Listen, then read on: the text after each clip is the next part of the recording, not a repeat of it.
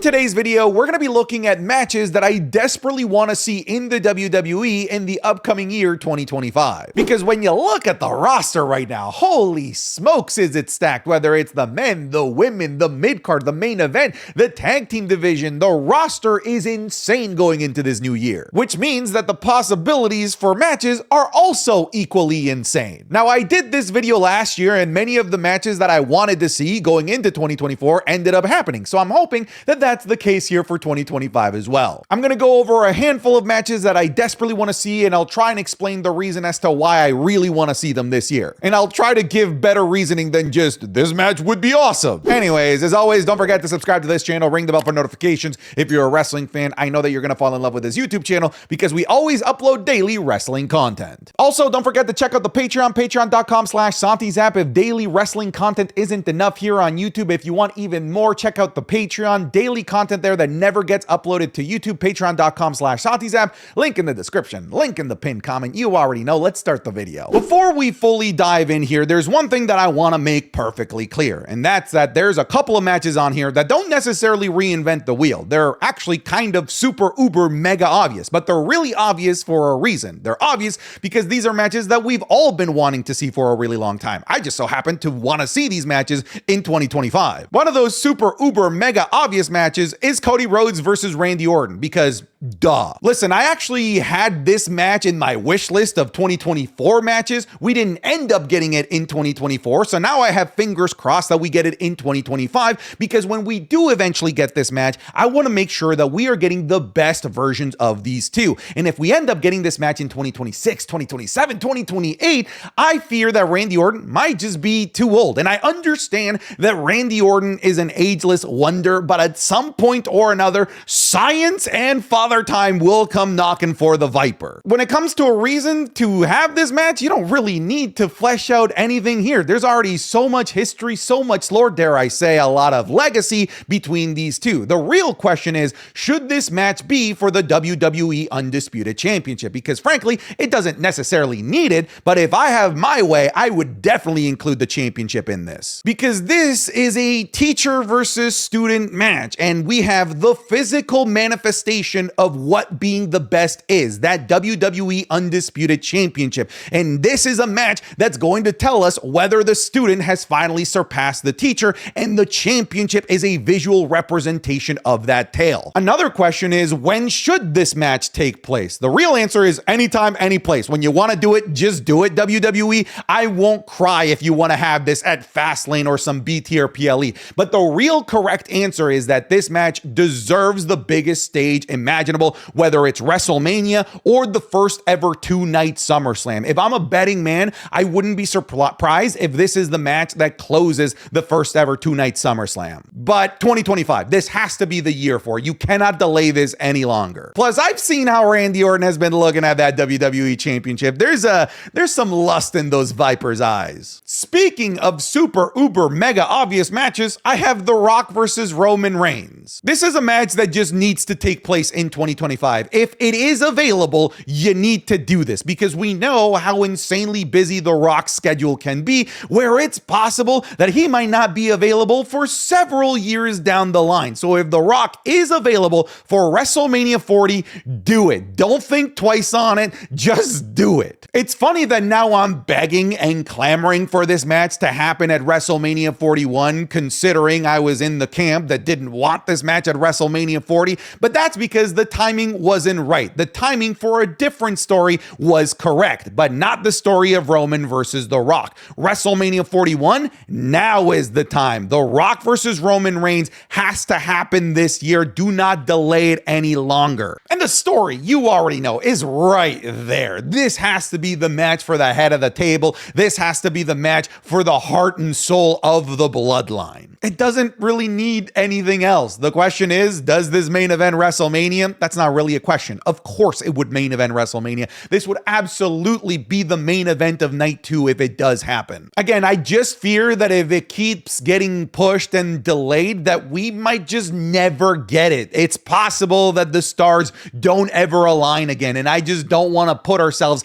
as fans in that position to maybe never get the most obvious dream match that is within our reach. Let's go over to the women, and this is probably another obvious one. Charlotte Flair versus the newly crowned Tiffany Stratton. I feel like more than anything, people want to see this match because it is just a match between two of the most talented female superstars on the roster today. And we know that if we were to put them in a match, that it would be a match that has to be talked about as a potential match of the year contender. I feel like everyone is on the same boat here. But on top of that, this really is a clashing of generations. We have Charlotte Flair, the person that many people, even if you don't like her, have to consider to be the GOAT of women's wrestling in the WWE, at the very least based on the accolades that she's won in the WWE. You can fight it all you want, but the accolades are the accolades. They're there. So we have the GOAT versus somebody that is knocking on the door, trying to be in the conversation as one of the greatest talents available in the WWE today in Tiffany Stratton. This is a battle of generations. This is the gatekeeper Charlotte Flair trying to gatekeep Tiffany Stratton from entering that echelon of top tier main event caliber women. And because of the age gap and the fact that Charlotte Flair doesn't have anywhere near as much time left in her career as Tiffany Stratton,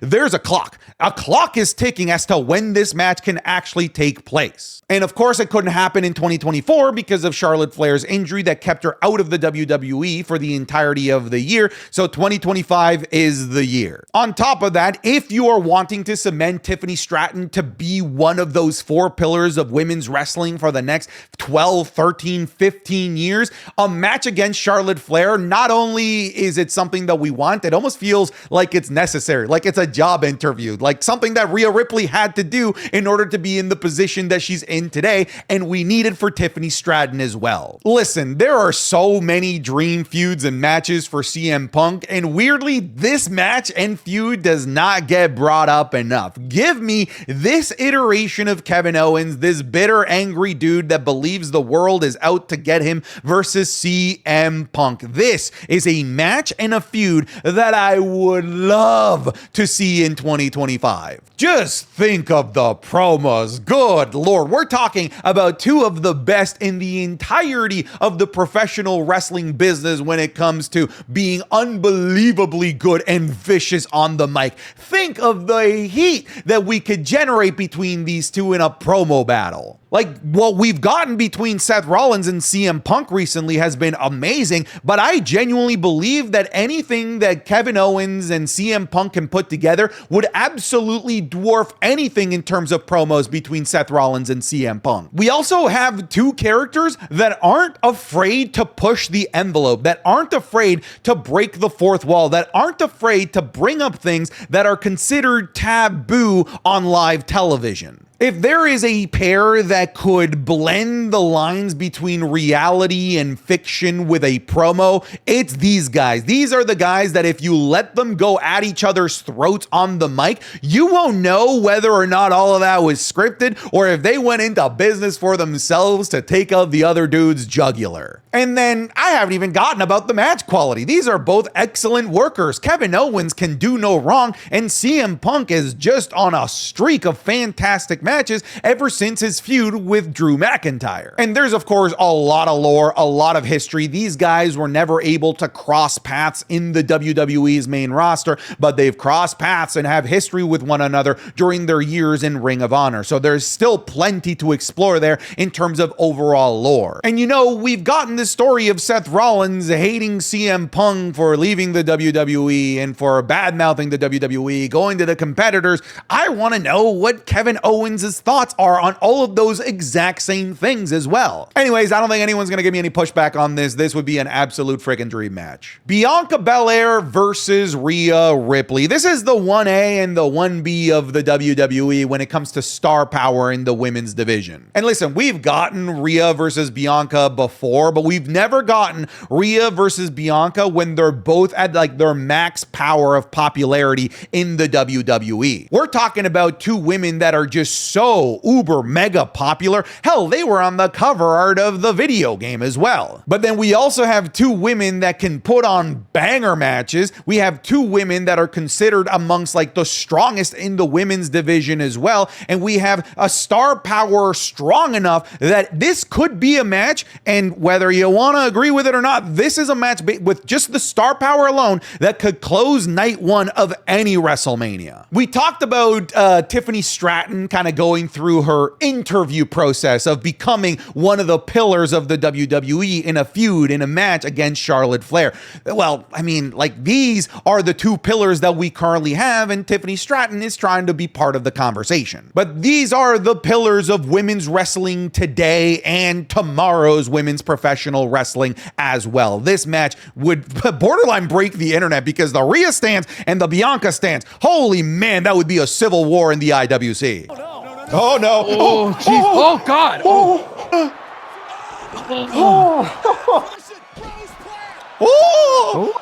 Dude, this got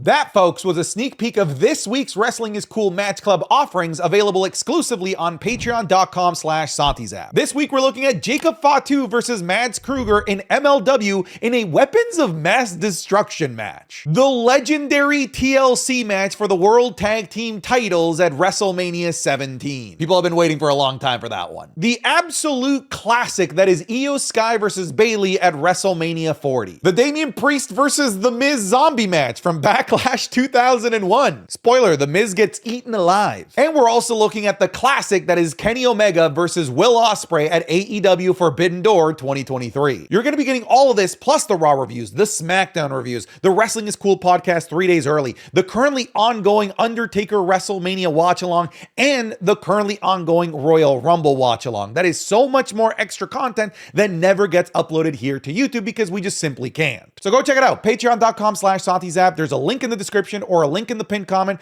Come try it out even for just 1 month. I'm confident that you're going to fall in love with the community and with the content. If you're already a patron, thank you so much for your support, but let's get back to the video. Drew McIntyre versus Roman Reigns. Listen, this iteration of Drew McIntyre can go up against anybody, and I would love to see it. And same with Roman Reigns. Roman Reigns has reached that like legendary pantheon where pretty much every match that he has is a borderline dream match. But at this point, this Tribal Chief Roman Reigns versus this day and age version of Drew McIntyre is an actual dream match. I've talked about whether if The Rock is not available at WrestleMania, I don't think that there's a better story and opponent out there for Roman Reigns to be a WrestleMania worthy match and opponent than this version of Drew McIntyre. Plus, we already have the story rolling down the hill. We have Drew McIntyre taking off the heads of every member of Roman's bloodline. And at some point or another, if you're gonna go after the kingdom, you have to take out the king named Roman Reigns. I don't know why I use king and kingdom when I could have used tribe and tribal chief. Anyways.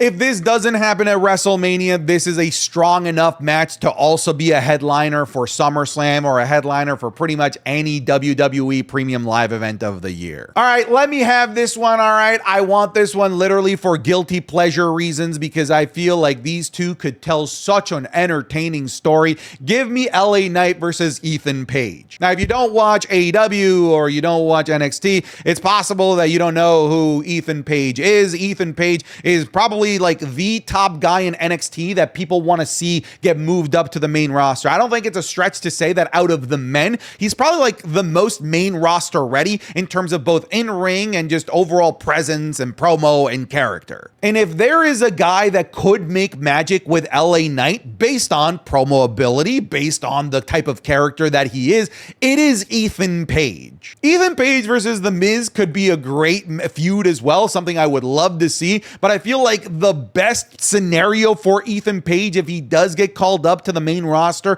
in 2025, is a blockbuster feud with LA Knight. And I wouldn't be surprised if WWE knows that, and I wouldn't be surprised if WWE holds off and doesn't give us this in 2025. I'm going to be quick here because I basically have two matches that involve Iyo Sky and two NXT call-ups.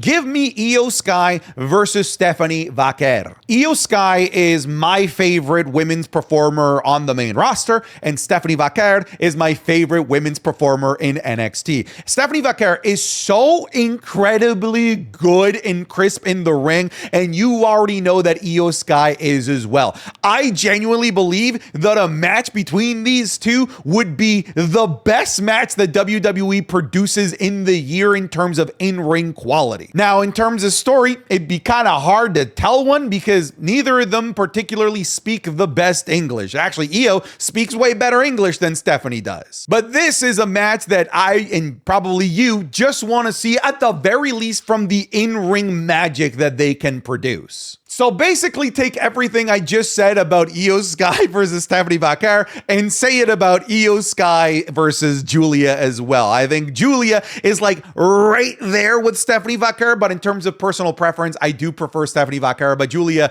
is like equally as freaking good in the ring. So I have these two because they're just so damn good in the ring and they have so much experience under their belt that it almost feels like the run in NXT is just a formality for them to have a couple of months under their belt of getting used to the WWE production system, because when it comes to in-ring capabilities, these two need to be on the main roster 5 months ago. Listen, if you thought that Iyo Sky made magic with Lyra Valkyria, and she absolutely did, the matches with Lyra Valkyria were fantastic, just wait and see what she could do with the two best available talents that the WWE can call up from NXT. There's a reason why many people believe, and I feel like rightfully so, that NXT has the strongest and deepest women's division on the planet, stronger than the WWE main roster's women's division. And that's partly because of these two, this two-headed dragon that NXT has named Stephanie Vaquer and Julia. John Cena versus Jacob Fatu. Listen, Jacob Fatu versus a PlayStation 5 controller. I hear voices in the air. I hear them loud and clear is probably a dream match as well, because that seems to be Jacob Fatu's entire gimmick. His whole shtick is just to stare down people that he's yet to have matches with, and all of us collectively lose our shit on the internet when he does. And that just goes to show the star power of Jacob Fatu, his overall, as the kids say, aura that this man has, that he could have a match of the year contender, a thing that everyone wants to see at WrestleMania versus a fucking paperclip. John Cena is not a paperclip. John Cena is the freaking GOAT, and I'm gonna be super obnoxious about how much of the GOAT he is in 2025 until people put some damn respect on his name. Anyways, John Cena versus Samoans. It's just a tale as long as time. Here's the thing, I feel like a lot of people wanted to see that magic of John Cena versus Umaga all of those years ago when we got John Cena versus Solo Sikoa, but that just wasn't the case. I don't feel like Solo Sikoa was ready for that moment, and because John Cena hadn't fully dove into having a full-time run in the WWE, he wasn't willing, I would assume, to have as gruesome of a match or as violent or as dangerous of a match as he had with Umaga. If Cena is going to be a full-time performer, I feel like there is no better person right now to have the reimagining of John Cena versus Umaga than Jacob Fatu. Just think of like a recreation of John Cena versus Umaga, Last Man Standing, but with modern day Cena versus Jacob Fatu. Hell yeah. Listen, I understand that Cena is not that Cena from all of those years ago, both from a character standpoint and from a physical standpoint. But listen, just the nostalgia alone of trying to recreate something like that is enough. And listen, I understand that this is the GOAT, but at the end of the day, the farewell tour is going to be a nostalgia trip at the end of the day. Gunther versus Bron Breakker. Make this for the IC title, make this for the World Heavyweight title. I don't give a damn. Actually, I do care. If it does happen, I hope it's for the World Heavyweight title. But at the end of the day, the important thing is that we get these two in the ring at some point in 2025. They teased it in the fall of 2024, right after Bron Breakker lost the Intercontinental Championship, and he stared down a World Heavyweight Champion Gunther, and many of us thought, damn, we're doing this already, only to have Bron Breakker immediately go right back for the Intercontinental Championship. But that was enough. That seed has been planted and it's starting to germinate. It's starting to grow. And I feel like it has time to potentially blossom in 2025, especially if the WWE is keen on making Bron Breakker their next big thing, their next main eventer, because he's already there. He's just not there in terms of where they're using him on television. But many of us already see him as that guy. Many of us already believe that Bron Breakker is a main event guy. It's just time that in 2025, we put him in positions where there is no left for the imagination. Bron Breakker is a main eventer, and a match against Gunther is such a great representation of Bron Breakker finally being in the main event. So Bron Breakker versus Gunther. Obviously, the star power is there. It's a match people want to see. We feel like it's a match that could be a match of the year contender, and it's one of those obvious ones. But I also feel like this could be one of those matches that WWE holds off on, and they could hold off on it because they're both currently heels. They're both currently champions. They're both kind of at the top of separate divisions. It's possible that with the transfer portal, they get separated, because I see these guys running the WWE for several years to come, so they don't have to pull the trigger on this in 2025. I just rather that they do. Anyways, folks, those are the matches that I would personally love to see in 2025. Now is your chance in the comments section to leave me yours. But that's it, folks. I'm done. Get out of here. Raw Netflix. Holy shit, I'm excited.